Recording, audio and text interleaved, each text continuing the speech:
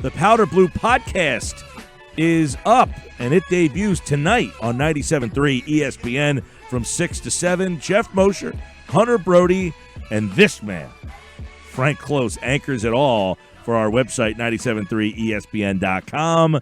Congratulations on the Powder Blue. I was telling the people, we've been talking about getting a Phillies pod up and going for about 2 years now, and I'm excited about hearing this one tonight, and it's on our website right now. And let me ask you, because obviously you're around the Phillies a lot more than all of us, the expectations for this team should be what? That's a tough one. You know, we get into this on the podcast. Some of the rankings had the Phillies really low and actually taking a step backwards. But I think among the club, their expectations are much higher. If you look at the picture compared to last year, what they've added in Joe Girardi and Brian Price, right? Joe Dillon, the hitting coach, that's a big addition. And then they added JT Gregorius and they added Zach Wheeler. So for the players, that's exciting. So, you know, there really were no real notable losses, or there's no players that you think, oh man, what would we be without so-and-so? Because, you know, really everybody that finished the year last year generally is back with maybe another 40 options or so, you know, non-roster invitees. But, you know, you really did not take many significant losses. You know, they might miss their buddies, Maikel Franco and Cesar Hernandez, but it's really hard to look at the players on the field and think that you really took a big hit. So I think the expectation is they'll be better than last year. You know, if they were a 500 team last year, they're expecting to be a winning record, and they're expecting to compete for the playoffs. All right, Frank, mailbag questions. You can always, of course, send mailbag questions to Frank at Frank Klose with a K, Klose. And there's a lot to get into as we get ready for the first full squads. They're underway. And yesterday we saw Kingery at second, and we saw Segura mainly at third. Do you think that ultimately be the way they go? John wants to know, will Kingery be mostly at one position this year, and which one will that be? Well, you know, it's pretty funny because when we talked last on the air, I was thinking Scott Kingery should play second base and they should leave him there. And the first look that we have of the Phillies infield is Scott Kingery at second base. And Joe Girardi very early in the offseason said, hey, I want Scott Kingery at one position this year. And if you think about how Scott Kingery came to the majors, he came sort of the extra guy. They brought him up anyway, even though he was sort of tagged for the minor leagues, and let him bounce around the diamond. He played short, he played third, he played second, he played center field, he played left field. And I think that Joe Girardi really wants to really finally jumpstart the Scott Kingery career by just saying, hey, you're our second baseman, go out and play. Now, I think I personally like the idea of second base better, because, you know, JT Gregorius is only signed to 1 year, and Gene Segura, who's already playing on the left side of the infield last year, could slide back to shortstop, you know, once perhaps Alec Boehm comes up and takes over the job as the everyday third baseman. So if the long-term plan is to have Scott Kingery at second base, then why not do that now? I think there have been some metrics that have suggested that Kingery is slightly better than Gene Segura at short, but you know, why not get his career going by putting him in his most comfortable position, his natural position, and just let him be, you know. And it's really easy to look at Kingery, who had some really strong stretches last year, and then, you know, then maybe they threw him in center field, he didn't bat as well, or they moved him to the leadoff spot, he didn't bat as well. I think the message that Joe Girardi wants to send is be comfortable.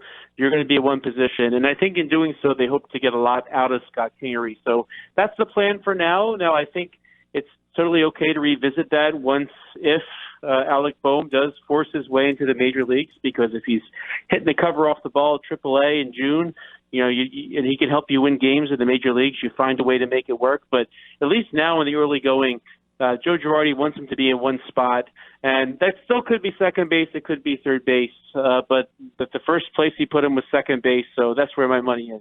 All right, we got Eric wants to know, will the Phillies, going to arbitration with JT Realmuto, will that hinder their ability to sign him? We have people posting this on our Facebook page, like, why are you wrangling over $2-3 million here? The Phillies offered 10, he wants 12.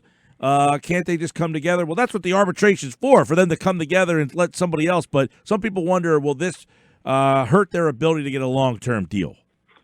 I really understand the anxiety. I remember way back in the day, Charles Johnson, who used to catch for the Miami Marlins, was a really good catcher. He went to his arbitration hearing, and he basically said that was the worst experience of my life. I never want to do this ever again. And what happens at that table is essentially you have the team side making the argument why the player doesn't deserve that amount of money. And when that happens, what they do is they tend to find holes in that player's game and, pick apart the little things that might suggest he's worth a few dollars less. Now, I think the issue with JT Realmuto is not, are there holes in his game? I think the Phillies believe that he is the best catcher in baseball. I think they think he deserves to be compensated like the best catcher in baseball. But what we have here is a fundamental disagreement about the salary level. Now, $10 million, this is his second to last year of arbitration. That's a lot of money for a catcher at that place, and the Phillies think that they have certainly given him the right amount of money. The name that we kind of compare him to for a lot of this right now is Yasmani Grandal, who in his first free agent year really got $18.25 million last year. But if you look at his arbitration years, he got nothing close to $10 million. So for the Phillies, they're saying, like, look, we think that there's precedent that this is a $10 million contract. What Realmuto's camp, and he says he's fighting for all the catchers in baseball, is that you're not valuing the catching position enough. And, one reason why the catchers might have gotten a tick less than other positions is that they don't play every day. Now, of course, JT Realmuto played almost the most games of any catcher. He was just passed by Yasmani Grandal last year after he missed that time at the end of the year. But Realmuto is one of the most durable catchers. There's very few holes in his game. And so what the Phillies have decided to do here is they're sending an independent representative out to Arizona to make this case. And the case isn't going to necessarily, it doesn't sound like that there's a lot to pick apart in his game. It's to make the argument that this is how catchers are compensated. And the good news is I think that both sides have expressed their willingness to do the long-term deal, but getting this decided is the first step in that. And the Phillies and JT Realmuto, so I have a lot of confidence that when this is all said and done, no matter who wins, whether he gets $10 million or he gets $12.4 million, they'll sit down at the table and make a deal happen. Yeah, that's. I know a lot of people wonder, like, if you're sitting there and you're ripping the guy, hey, well, you don't do this and you don't do that, therefore we shouldn't, that's not exactly how they go down, but it could go down in that fashion if it was at a point where they were so far apart. These guys are only a couple $1 million apart. It doesn't feel like this is such a big deal, but maybe him fighting for the position makes it bigger.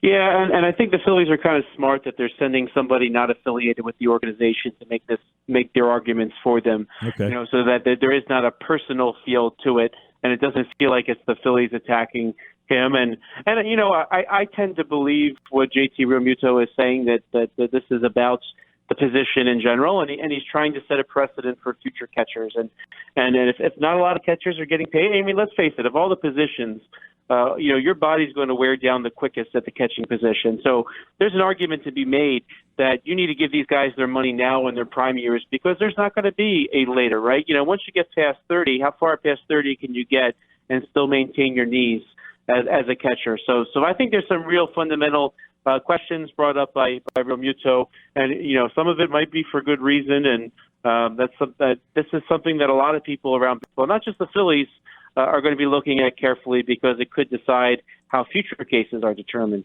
All right, last one for Frank in the mailbag, and don't forget the Phillies mailbag is back Tuesdays on the Sports Bash. Tonight, the Powder Blue podcast debuts at 6 o'clock. You can listen to that here or go to our website, 973ESPN.com. Jack wanted to know who the better acquisition is, Nolan Arenado or Chris Bryant, but I want to kind of spin that a little bit further, is that Bryce Harper essentially said, that's maybe not a great move to trade for a guy like Chris Bryant, because I don't want to give up some of the young players.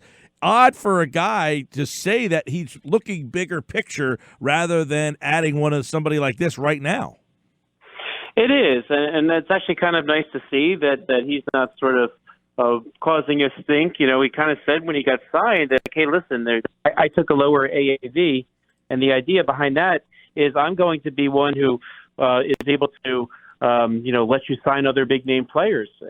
And we see here, Bryce Harper Chris Bryant's one of his best friends. So I think he's being sensitive to the idea that, yeah, that might not make the best baseball sense in the long haul, but I think he sees some talent in Alec Boehm. I don't think he would say that unless he's convinced that Alec Boehm has something to offer. All right, Frank, Phillies, they're all back. And, of course, you can check his work out right now on our website, 973ESPN.com. The Powder Blue podcast debuts tonight at 6 o'clock right here on 97.3 ESPN. Jeff Mosher, Hunter Brody, and Frank Klose talking Phillies every Tuesday night from 6 to 7 on 97.3. All right, Frank, take care, my man. Thanks, Mike. Yeah, man. Frank Klose, like all guests, appeared via the Boardwalk Honda hotline.